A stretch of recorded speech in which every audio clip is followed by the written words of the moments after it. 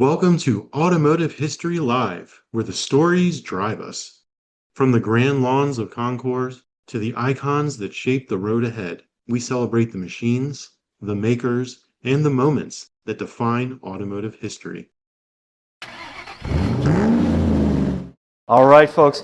Well, we'll gather again here to move on to our next presentation. We have a special panel called What's So Special About the Bianco Specials. It will be presented by Crew Chief Eric, William Ross, and Jon Summers. And I want to mention, hopefully all of you got a tire gauge. Appreciate you bringing those. That's more to come. A gesture that does not fall flat, so to speak. They also have swag swag bags on the way out too, folks, if you'd like to grab one, filled with some car care products and other goodies as well. Without further ado, Eric, I'll turn it over to you to lead the session. Thank you, Matt. Folks, we're going to have a little fun with this. This is going to be a live version of one of our Motoring Podcast Network podcast episodes. So we're going to put the final chapter on the Bianco Speciale. So today, we're diving into the remarkable story of the Bianco Speciale, the only factory white Ferrari 250 GTO ever built. Chassis number 3729 GT. Featured across multiple of our MPN shows, we tapped experts, historians, and even legendary racers to help us trace this car's journey from John Coombs' right-hand drive 60s British Club racer to its modern status in a class containing the most valuable and culturally significant Ferraris in existence. Its provenance, its drivers, its engineering, and its impact on the collector market all converge in this presentation to show why this singular GTO stands apart from all the others. That said, as Matt introduced us, I'm Crew Chief Eric from the Motoring Podcast Network, and joining me is William Ross from the Exotic Car Marketplace and Jon Summers, the motoring historian. So gentlemen, let's explore what truly makes the Bianco Speciale special. So William, it's not very often that we get called to do a project of this caliber, to a car so special as this, but more importantly, cars of this status do not come into the public eye very often, especially at auction. Can you tell us about how this story kind of fell into our laps? Well, it was a great opportunity for all of us to be involved with MECUM at the get-go when they had the opportunity to auction this car off. Chris Mealy, who is the vice president at Prancing Horse of Nashville, was actually driving to the airport after Amelia Island, and he was driving with John Shirley, who's the previous owner of the car. And this gentleman just casually mentions to Chris, goes, "Hey, you know anyone that might want to buy John's car?" And Chris was rather like, "Oh, that's kind of a significant statement and question to ask." Their actual first thought was, let's call Dana. Chris is very good friends with Dana MECUM. I don't know if you're aware, Dana's got an unbelievable collection of cars of all brands, makes, models, everything like that, but he does have some really good Ferraris, but it wasn't something that he felt fit in his, and it just wasn't going to work. So after several meetings and that, they felt it was probably best to bring it to MECUM Kissimmee, due to the fact is the Bachmann collection was coming there as well, because Chris was very familiar and friends with the Bachmann family themselves. All their cars got serviced at Prancing Horse Nashville, so it just coincided very well that seemed to work as the best opportunity to them for selling. That got them to MECUM, and that got us involved in regards to promoting and building up the hype for the car and getting eyes on it. And I got a quick shout out to Don at Garage Tile for also hooking us up with the MECUM folks as well and getting us involved in this project. But let's move on to what makes the Bianco Speciale special. John, you're our resident Brit, so it's appropriate that you talk about the original owner of this vehicle, the infamous John Coombs. So let's talk about the who, the what, the where, and most importantly, the why of this Ferrari. Why this 250 GTO? Let's sort of position up John Coombs a little bit, first of all. In the immediate post-war period, there was a big motivation in Britain to do some kind of motor racing, because motor racing made people feel a bit like the war. You built the machine, you put the guy in the machine went off, it did great things, sometimes it came back, sometimes it didn't. There was a sense of adventure, there was a sense of winning and losing. So motor racing took the place, I think, for a lot of people that were involved in the RAF and in preparing tanks and that kind of thing. It sort of took the place of the war. So John Coombs was one of those. Formula 3 at the time was Fiat 500 engines in the back of, I guess what we'd call like go-karts now.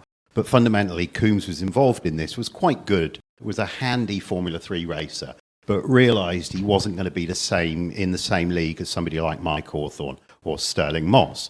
So he becomes a Jaguar dealer, and he's a Jaguar dealer in the southeast of England in a town called Guildford, just near London. Because he's involved in selling Jaguars, he races Jaguars, win on Sunday, sell on Monday. So the car that we've got pictured behind us is a car that was extremely well known to the British public in the late 1950s. Really, it's pretty unusual for a British manufacturer, for a British guy, to advertise as aggressively as Coombs is advertising here with that number plate, buy one. Buy one. You see the car race, it's got the plate on it, buy one. Now, the car's not in British Racing Green, is it? That's because most Jaguars were in British Racing Green. So Coombs decides he will have his own livery and will paint the car. It's not quite white, it's sort of grey, isn't it? Did that answer your question, Eric? I'm anxious that I don't talk on too much and spoil all the information later in the presentation. It did, and I think it sets the stage for our audience to understand John Coombs, his motivation. But the one thing you missed, John, is why did he buy a Ferrari? Because it was the fastest thing out there. And he was getting beat. Yeah, the Jags were slow, and he's getting beat by Ferraris, which actually segues into where we took this next. And William, during our research, you stumbled upon something really interesting about this particular 250 GTO that John Coombs owned. And I can't do air quotes with the microphone in my hand, but it might have been studied at Jaguar, hence reverse engineered, for the benefit of the lightweight E-Type Jag. At which point, John, you asserted that this story about this particular Ferrari might be more important to the history of Jaguar than it is to Ferrari. Yeah, I think it very much is more important to the history of Jaguar than it is to the history of Ferrari, and I think this is why MECUM didn't really seem that clear on how to tell this element of the story of the car's life, because Coombs used the car, raced it, made modifications to it, and then because he had this close relationship with Jaguar, as part of a regular, meetings up at Browns Lane, the Jaguar factory, he had lunch with Bill Haynes, Jaguar's chief engineer, and said to Bill Haynes, look, unless you do something about the E-Type, I'm going to have to carry on racing the Ferrari. And Haynes was like, no, you represent us. Coombs was like, no, I'm going to need to race the Ferrari in order to win. The E-Type's just not up to it. So the outcome of that lunch was our GTO, the Bianco Speciale, spending the winter of, I think it was 1962 or 1963, but spending that winter at Jaguar's factory in Browns Lane in Coventry, being studied by Jaguar engineers. So it seems quite likely the lightweight E-Type, which emerged the following year, and was more competitive with the GTOs. It wasn't actually faster, it was better than they had been before. It seems very likely that lightweight E-Type was a direct result of looking at not just Ferrari GTOs, but specifically the Coombs GTO. Coombs never actually said, yes, that happened. He denied it. But it's very, very well known that that's what happened. So he's going to say, no, I didn't do that. No, but everyone knows that that's what they did. Everyone besides Coombs knows that that's what happened. So I think it's a great honor for that car because, look, taking someone else's car, let's make it like that, make it go faster. So it kind of showcased what that car was right out of the gate. Yeah, it's a very valid point, and we're going to put a pin in that because we're going to come back to another special tangent of this particular research that we did. There's someone else in the mix. As we know, history is not linear. It is links in a chain. That's how I like to look at things. There's a lot of other things happening at the same time. There happen to be some other now famous people at Jaguar at the same time that this car may or may not have been there, and this car may or may not have been on track. So we're going to get to that as we go along. But William, let's talk about the so what. What makes this 250 GTO stand out from all the 35, 36, plus or minus 3 others that exist in the world?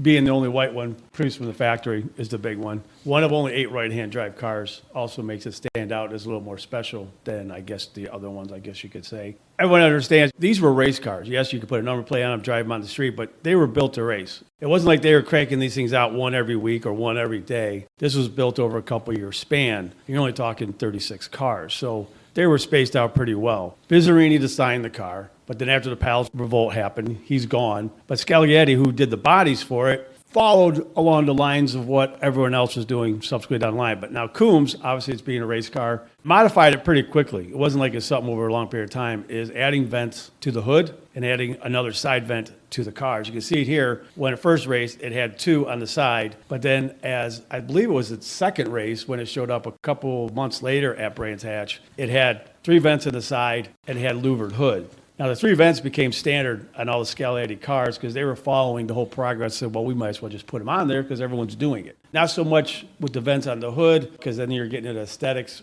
but that's how it changed, I guess, separating itself from some of the other cars. But it really helped with cooling. If you look at other GTOs, the nose, the front end changed. On a majority of them, there's the 3 portholes that you can remove those. You have to take them off by hand. That's going to give you better airflow. But on later models, the nose on the front changed, the air intakes and your marker lights that were on the front also changed in style, design, and function in regards to brake duct cooling and what have you. So this car came out, I wouldn't say different out of the gate, but what set it apart was after it was built, manufactured, and started being raced by Coombs, they realized, hey, we got to do some tweaks and adjustments to this car to make it even better. Ferrari, Scalietti saw that and said, well, we might as well just do that right out of the gate for everyone else because they're going to end up having to do it anyway. So I guess you'd say it proves it out. Yep. So it was a nice progression of it. I guess that's one way it helps too when you have a car that's got a gestation period of several years instead of something that's just done, here's a design, let's crank out thousands of them. You can tweak it as it goes because there's several things on those cars as they got later produced. They incorporated it permanently, like the rear wing on it. On earlier cars, it's bolted on. Later cars, it's actually built into the bodywork. So there's a few little tweaks like that you look at. And that's what's neat about these cars is you kind of see them grow in regards to style, design, and function because you're going to have issues with lift, especially Le Mans down in Mulsanne. So that's where these cars were basically designed to really go fast at. So they tweaked them to fit that parameter. William, you mentioned there's really 36 plus or minus 3 because there's some Series 2 stuff that gets things confusing in there, but it's over a span of years. But this car in particular, if I remember correctly, because there's copious amounts of data on this car, there's like records, just boxes and boxes of them that we went through that with help from Chris and things like that. This car was in the first 12 that were built. So its influence on the rest of the 24 plus or minus 3 that exist is huge because it set the standard for GTOs that followed after it. Correct. Laid the groundwork for all the subsequent ones after. So then it becomes, for collectability wise, it's like, do you want an early car because that's the one where they were fine tuning stuff and just bolting stuff on? Do you want a later car where it's actually then formed into the body? So, and especially being right hand drive as well in the earlier cars. Then demand changed, so hey, we need to start making the rest in left-hand drive because that's where the market's at and that's how they went. So it's really neat to follow that and see it. You can pull us up on the internet. You just look at all the serial numbers for all the cars. And you can see how they progress and just pull up photos. You can kind of really look at this stuff and diagnose it and kind of see the tweaks. I was just telling John a few minutes ago about looking at photos this morning like I was on GTOs and just seeing the changes on it. It's really neat. I don't know, maybe it's just me because I'm a fanatic about them, but it's really cool looking at that stuff. Just the engineering, and one thing I love and mesmerized me is, that was all done by hand. It wasn't like you had stamping machines. You weren't creating dies. It was all done, and I guess that helps with tweaking the cars because, hey, you just changed the buck a little bit here, shave this off on the wood buck there. Let's do this. Right? It's just bolted on. Oh, then we can put it on later. In reference to tweaking, this car constantly evolved through its lifetime. Unlike a lot of other GTOs that became static or became status symbols, and some that were still raced even to this day, this car continually evolved over its lifespan. So when it went to auction in January, it was not technically its an original configuration. It's not necessarily a resto mod either. No. So can you talk about multiple engines and other things that this car actually sold with when it went to auction in January? Due to the value of the car in that Colombo V12, the value comes into that motor, and you're not going to get another one. But the beauty of this is especially Ferrari Classiche, is they have the ability to remanufacture pretty much anything. When John Shirley sent it back to Ferrari, the one thing is the motor. They actually recast a whole new motor for this car. So technically you could say, it's matched to the car. And it wasn't like they pulled it from another car, which happens quite a bit with Ferraris. They'll just take it from a different chassis number and throw it into another one. Usually people can trace it down and bring it back to its original car. But again, how does it affect value? Hard to say, but you still had the original motor with it. But the beauty of that is you can enjoy that car, take it to events, race it in historic stuff, and not worry about damaging the original motor, which is fantastic to be able to do. Because then they get to share it, which is great to see too. John was very good about doing that. And the new owner, David Lee, he's really, really good about taking this car out. In a short period of time, he's owned it. He's already been sharing it immensely, which is great to see because that's what these cars need to be. I mean, any car, any of these historic cars like that need to be shared, seen, driven, put out in public because, these things are pieces of art, no matter what it is. Look at a Pinto. A Pinto is a piece of art. Just look at it. I mean, I think it is. I just appreciate it. Well, speaking of art, let's hyper-focus on the color a little bit more. John, you and I debated this ad nauseum about this particular white. Is this Coombs white? Is this Alpine white? Was the car originally white when it left the factory? Both of you mentioned how Coombs's cars left Jaguar in that particular white to stand out from the rest of the racing crowd. This car's been repainted a bunch of times. It's been repainted yet again even this year. We'll talk about that a little bit more as we talk about the future of this car. But my big conjecture was that because of the bodywork changes, which were not done by Ferrari, adding the third vent, adding those hood louvers that you saw, that's custom bodywork. The front half of that car had to be painted at some point. Whether that matched Ferrari's paint, I don't know if they sent buckets of spaghetti and paint along with it with the car when it showed up in England, but let's talk a little bit more about this Coombs white and the legend behind it. I think that is quite an interesting point, Eric, because William mentioned this is one of the first dozen GTOs made. I think it speaks to how much respect Ferrari held Coombs in, that Coombs was able to order a car at all, that he was able to get hold of a car at all. I think that's pretty significant. So clearly he's got it in his workshop, and as Eric just said, he's going to have painted the car. Would it have come from, was it Fantuzzi who built the car, William, or is it Scaglietti who designed it? And then I wasn't sure. Pedigree designed it, and it was designed off of the 250 short wheelbase. In essence, what the design was for Le Mans, and that's kind of how Enzo was trying to skirt the rules because for homologation purposes, you had to build X amount. Bizzarrini is like, it's the same chassis, same wheelbase, it's just the body's tweaked a little bit. It was Scaglietti that built the bodies for it, but Bizzarrini was basically the designer. Scaglietti did a lot of the changes subsequent down the line. So I guess it was my thought is whether it left the factory in Italy in red, how it got to Coombs' place in Guildford, and did it have the modifications then? Probably not. I've got to feel like Coombs and his guys went out and thrashed it and it overheated. So they cut the louvers. And then in order to get it ready for racing, you saw how perfectly prepared that Salvadori Jaguar Mark II was in the slide earlier.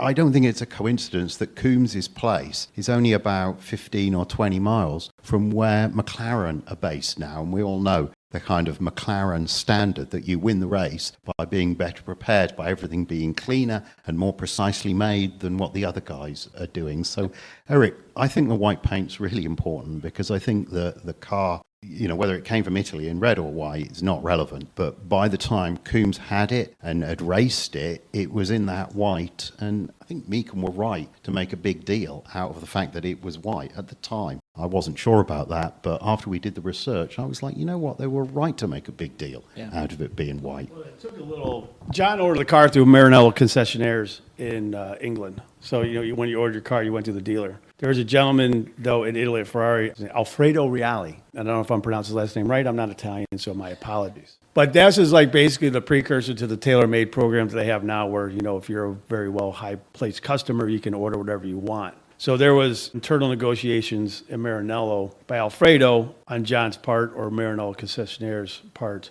to get that car in white. So, but again, did it leave there? We don't know. There's no confirmation of that, but there was some negotiating going on internally to allow that car to be white.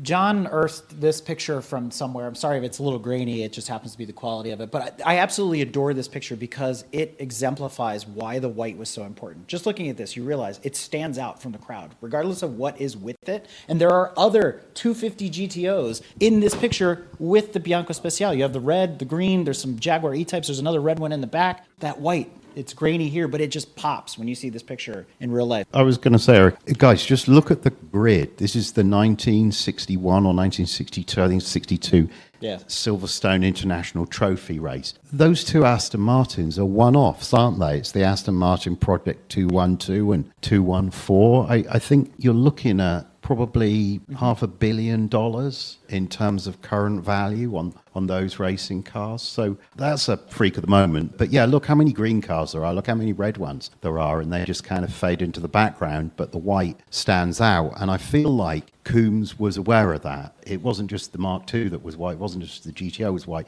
The E-types he raced were in that white as well. Sort of dove grey. I think that was the Jaguar brand name for the colour. So, John, again, thank you for bringing this up, but this segues us into a deeper conversation about its racing pedigree, especially in the British club racing scene. So let's talk about some of the famous drivers who drove this car or owned this car. Okay, these chaps that we've got driving it no here. Names. All of them are no names. I'm straining. So we talked about Coombs already. Graham Hill, you must know that name. I mean, the guy won Le Mans, he won Indianapolis 500. He was Formula One motor racing champion a couple of times, and also a great representative for our sport. Right, a funny bloke and a great storyteller, and a real tragedy that he went in the way that he did. Coombs hired him to drive the car, right, and the stories of the early tests where he drives the car and is unhappy with it and demands Coombs makes all these changes, and Coombs says yes and doesn't make the changes, and Hill comes back and drives the car and says, it's much better now, thank you for making those changes, right?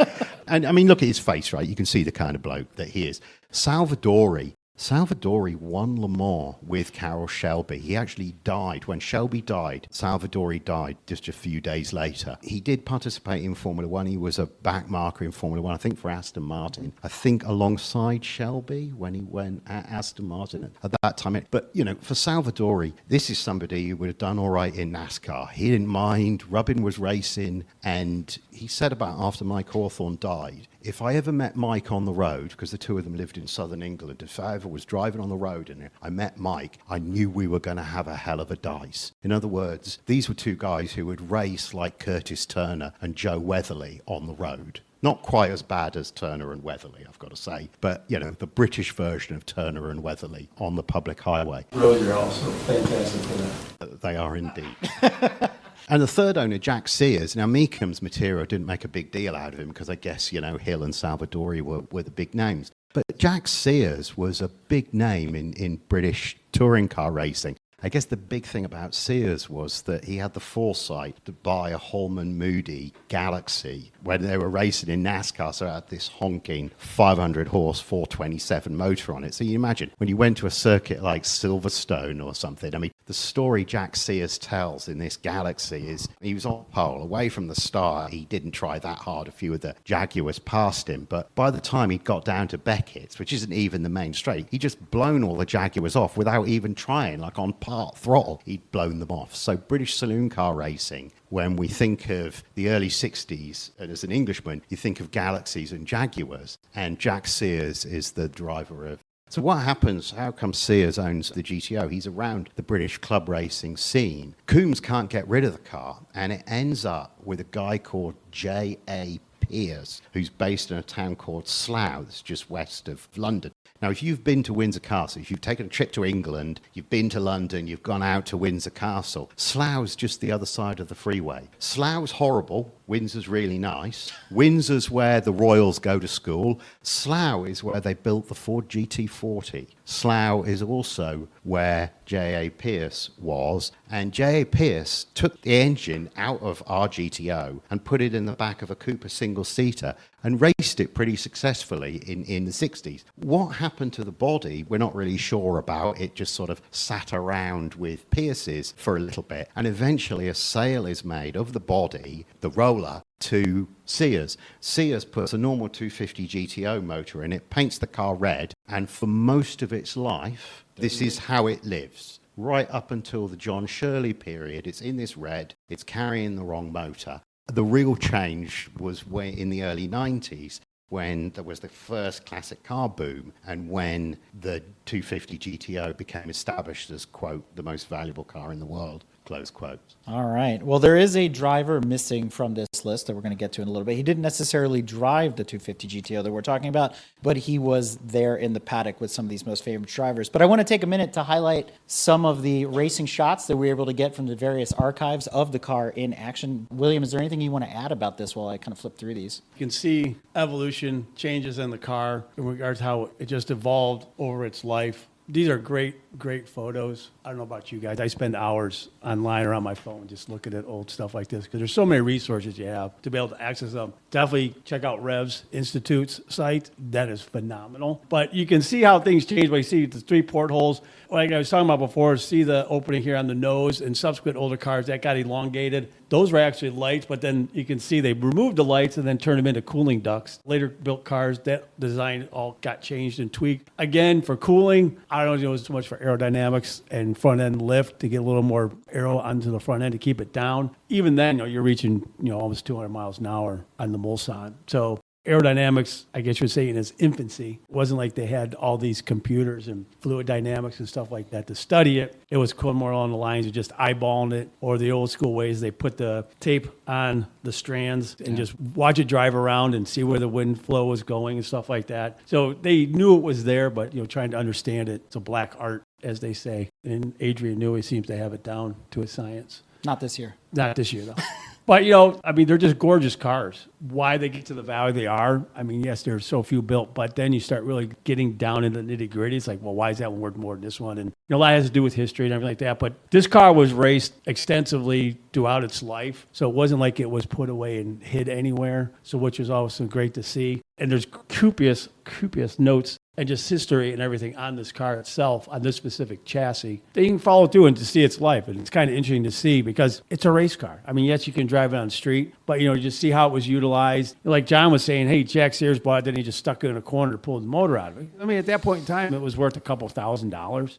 You hear the stories, the one that got donated to the school for high school kids to work on, everything like that. That's the one that Ralph Lauren owns now. Uh-huh. These stories are great, and that's what's fabulous about institutes like this, Revs, to keep it alive and give you that opportunity to be able to study this stuff and just follow its history because these stories are great. Eric's got some great podcasts that he does in regards to like an evening with the legend and that, talking to these guys. It's great that we're able to document that and record this for subsequent generations and hear it because they pass on, those stories die with them. They're not told and kept alive. They're just awesome to see. I love it when my colleagues do my job for me. It's great. As William mentioned, we want to segue into this hidden driver, this mysterious person we've been talking about. So to William's point, once we started connecting the dots and looking at how all the evidence that we had lined up, the time period, where this car was, who was in the car, who was racing, the teams, who they were competing against, it dawned on me when I was sitting down with David Hobbs for an episode of Evening with the Legend. Some of you are very familiar with that program.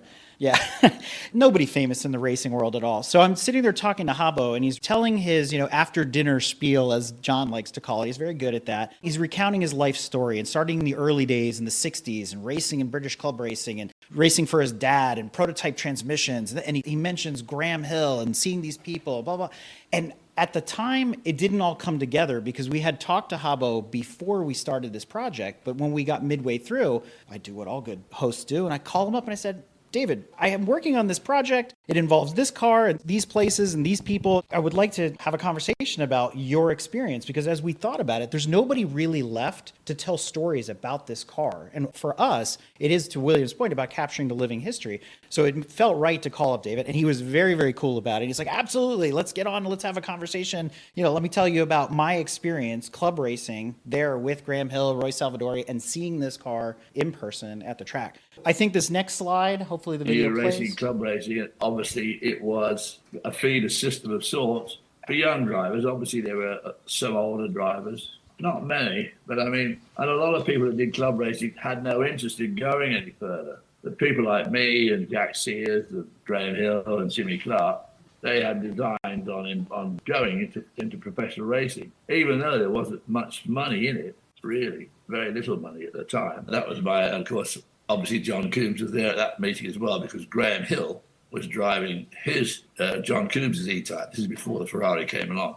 Coombs was very successful. Graham Hill drove for him in the 3.8 Mark II, which was also white. He drove for him in the E-Type, which was white. And then, of course, they got the 250 GTO, which, of course, was a hell of a car. What we're thinking about is, can you look at this Ferrari and say, well, the guys at Jaguar obviously looked at this Ferrari and then made these changes to the Jaguar as a result, and therefore we need a early lightweight E as a point of comparison. I think really that the Jaguar were trying to, I don't know about crib, but to try and actually improve the E-Type by following the Ferrari, some of the Ferrari practices, rather than the other way around. I mean, I think the Ferrari was always the quicker of the two cars. All right. The clip speaks for itself. The most important part, the reason we left the question in from John, that middle break, so he talks a little bit about the club racing experience, seeing Graham Hill, all that kind of stuff. That other part, the missing link here, is that at the same time all of this is happening, David Hobbs is working at Jaguar. So he's in the research and development department, and he's one of their factory test drivers at that point. Very young in his career, very early on. So that's what kind of brought all this together. And so that's, if you want to see the rest of that interview, you can actually scan the QR code, or I can send you the link later. But it's very, very interesting to see it from a racer's perspective who lived it and was there looking from the outside in. So, William, we need to get on to why is it so special today in 2026? I think that conversation starts off with the exclusive GTO Owners Club. Yeah, I mean, obviously, more recent owners, say in the past 20 years, have obviously spent millions of dollars acquiring it. But you still have several that have owned their cars for many, many decades. But you got some great people that own them. And it's great to see a good portion of them share their car with the world. Lord Bamford's got actually two, so he's in that very unique club. CB guy, Yeah. like Earth movie. Yeah, so I should say, Lord Bamford. But I always love telling a story about Nick Mason. I mean, I'm sure everyone here is familiar with the band Pink Floyd and who he is. Well, in the 80s, when they were doing, I say, comeback tour, relaunching their tour, they needed money to get things going. Needed about $1 million. So, I mean, talking about 80s, so what's that, maybe like 10 million today? And you look at numbers. Nick had the car. So what do? Put it up for collateral. Got the loan against the GTO to pay for that tour. Obviously, it was rather successful, so he got to keep the car. They didn't repossess it. But I always thought that was a great story regarding Nick and his car. But again, he's one, too, that absolutely loves and enjoys car and racing. I mean, he's a racer at heart. His wife drives the car immensely. His kids do. His son-in-law is Dario Franchitti's brother, Mario Franchitti. Yes. So, I mean, there's racing through and through in that family. But, there's some very, very famous people. Like I said before, Ralph Lauren's got the car that was donated to the high school for high school kids to work on and learn the car.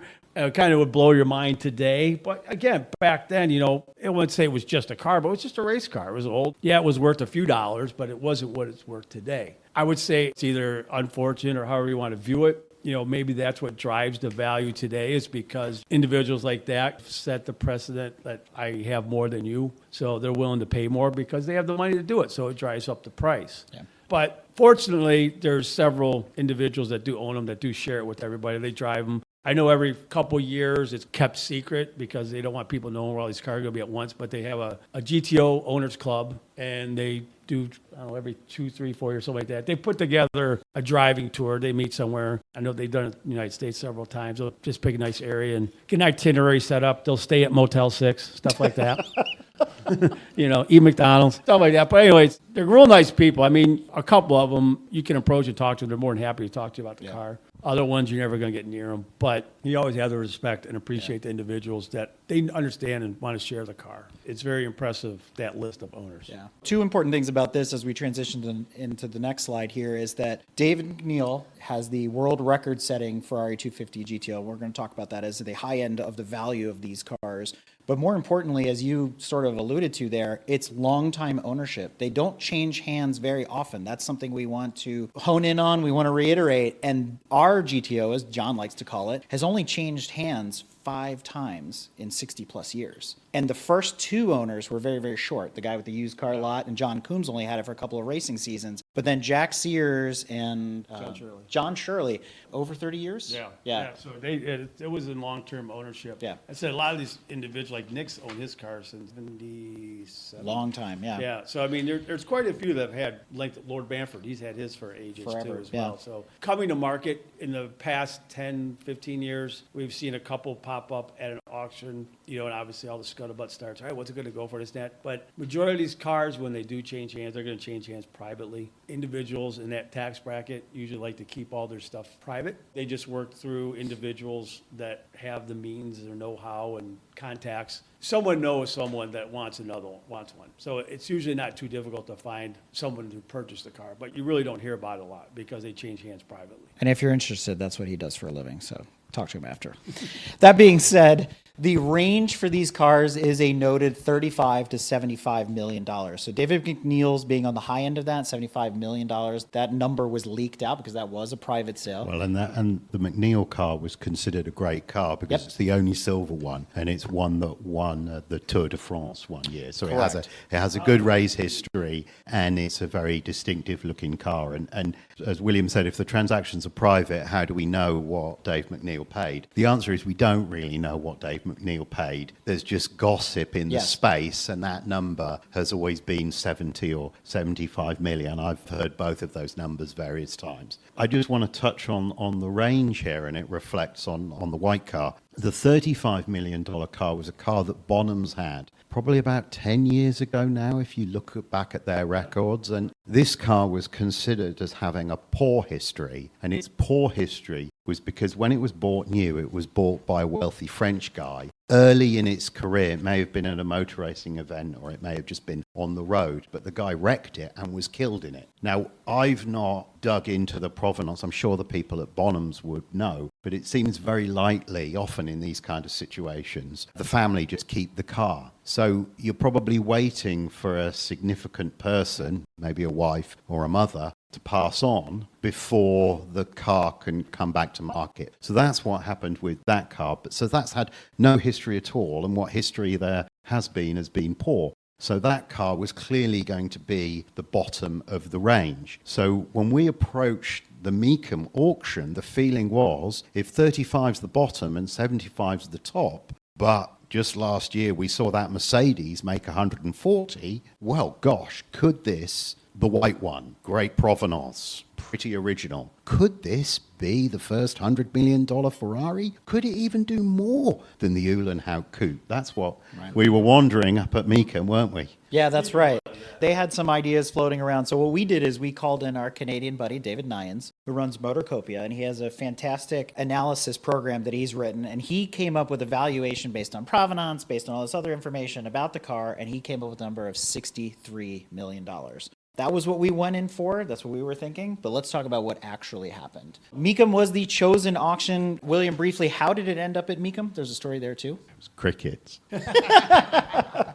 Chris Miller from Prancing Horse was, an individual stated earlier, bringing this to MECUM and bringing us to Dana and getting everything set up and agreeing to all the terms and all that kind of stuff. So it was obviously very much hyped, and MECUM was obviously ecstatic to have this car because that is a feather in an auction house's cap to have a GTO cross their block. Obviously they put a lot behind it. As John was stating, MECUM had very high hopes, and people were throwing around some very large numbers. People say, well, it's only 1 to 8 right-hand drive, this and that.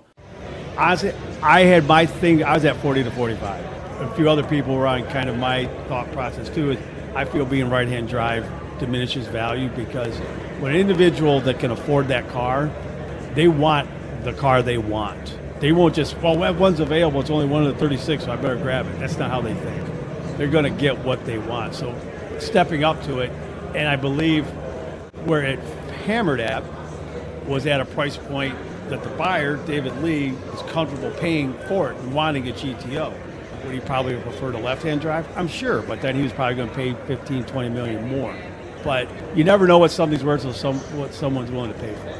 That's where auction process and going in front of an auction like that. It can skew numbers, can throw numbers off. It can also set market values. Those cars, it's when someone wants that specific car because of provenance, history, someone will step up and pay for it. The numbers were kind of getting way up there in regards to what some people thought it was going to bring. And unfortunately, there's a lot of what if, there's a lot of speculation, there's a lot of, had it gone to Sotheby's, had it gone to Bonhams, had it gone here, had it gone there, would it have hammered at different numbers? Honestly, it's irrelevant because the type of person that's going to buy that car is going to be in a very slim margin of people that can afford that car, and we know the window of opportunity in terms of its value, so 35 million to 75 million. So you funneled everybody down, and I don't think it matters where it lands, because if you're willing to pay what it's worth, which is different than its value, then that is extremely important. So that's why, in the end, what makes David Lee's purchase of the 250 Special is that somebody still wants to buy one of these in 2026. And more importantly, some people might say, well, if you compare it to Nick Mason or you compare it to Lord Bamford, how many gray hairs did they have versus David Lee? But you have to also think back how young was Nick Mason when he bought his 250 GTO? So now the clock is sort of resetting. Are we going to see a new breed of 250 GTO owners going forward? Which brings us really, John, to a conversation about the future of the 250 GTO, and maybe ours in particular. Yes. I thought we were going to talk about the modern supercars now. We are. There's one more slide, though.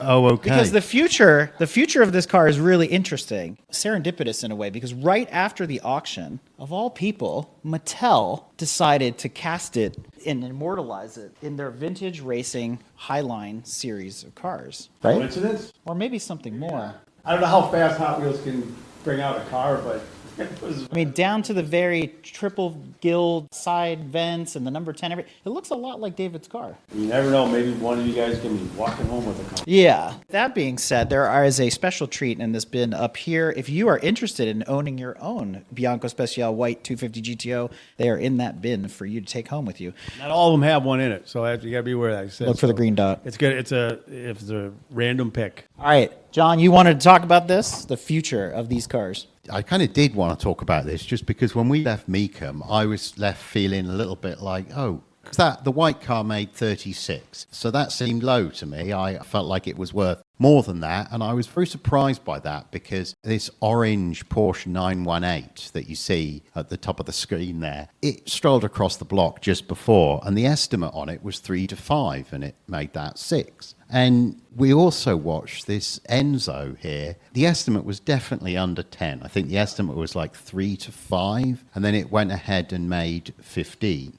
Now, further to this, I have a neighbor who has a couple of Ferrari 308s. He was telling me, I was saying to him, oh, I listened to a podcast last night. And they were saying 360 Challenge Stradale. So this is the Ferrari 360, but the street race version of it. Challenge Stradale 360s now. They used to be a $250,000 or $300,000 car. I had read that one had sold for 600, and he said, "Well, I heard about one that went for 800 last week." So we're in a very, very strange place with values for certain collector cars. Now, the question, who's buying these cars? We spent a long time talking about that at MECUM. But as we were walking back to the car, I found myself thinking, this is a passing of the baton, isn't it? That those of us who have been around the space a little bit will remember when the most valuable cars were Duesenbergs, the Olympian stuff of the interwar period. And then all of a sudden, the post-war racing cars driven by the Nick Mason generation buying cars, those cars went up in value. And I still know people at Pebble Beach who look at a Packard and look at a Ferrari and like roll their eyes. They're like, how can you even compare one with the other? Well, I'm feeling like that at the moment as the Bianco Speciale underperforms and the orange 918 does nearly double the estimate. Now, I don't know, maybe if you like orange, I don't know. I mean, there are some teams, there are some football teams that play in orange, aren't there? It's papaya. That's what I keep saying. Maybe if you love the orange, but I just got to believe that the person who bought that car bought it so that when you go to an event, everyone knows, you're there because you've got the only orange, the paint to sample, the only orange 918 that there is. So I think that's how the hobby's changing. I think you can see it in the price, and I think this is the inflection point. Yeah. People are getting more about status and be able to say, oh, this is one of one, and that, instead of actually, hey, just about what the car is. And it's unfortunate because it's pricing many people out of getting, even, I say, an entry-level collector car. It's not affordable. It says something, it was 2 years ago, it was, say, 150. And again, that's not, money to sneeze at, but it's definitely in the realm of possibility for a lot of people. Now, all of a sudden, it's worth $400,000. It's like, well, I can't do that. Yeah. It's unfortunate. Well, folks, I know we went over time. We could probably talk the rest of lunch in the afternoon on this particular topic. So we don't have room for questions, but we will take them during lunch if you want or during the break. But if you are interested in learning more about what we do, the things we talk about, each of us have our own shows on the Motoring Podcast Network, or you can go back into the archive and learn all about the Bianco Speciale and all the different things that we researched along the way. So with that, I appreciate everybody's time, patience, and appreciate you guys listening to us. And if you guys want a swag bag, just raise your hand, and these two young ladies right here will bring them out.